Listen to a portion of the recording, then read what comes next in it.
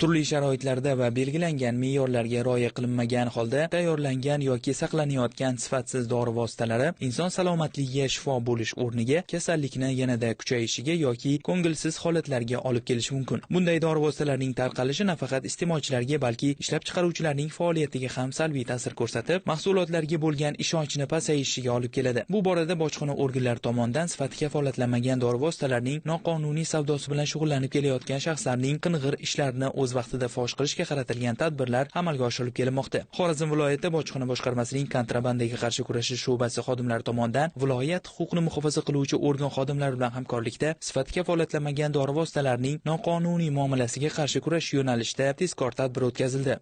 O'tkazilgan tezkor tadbir natijasida Yangiariq tumanida yashovchi fuqaroning xonadoni va yordamchi xo'jaliklarida jami 37 xil nomdagi 62,3 million so'mlik sifati kafolatlanmagan dori vositalari Vazirlar Mahkamasining 185-sonli qarori talablariga zid ravishda saqlash talablariga javob bermaydigan sharoitlarda keyinchalik sotish maqsadida saqlab kelinayotganligi aniqlandi. Shuni ta'kidlash joizki, ko'zdan kechirish jarayonida ayrim dori vositalarining qadoqlari va o'ramlarida ko'rsatilgan yaroqlilik muddatlari eski ekanligi ma'lum bo'ldi. Hozirda mazkur dori vositalari vaqtinchalik saqlovga olingan bo'lib, holat yuzasidan tergovga qadar tekshiruv harakatlari olib borilmoqda.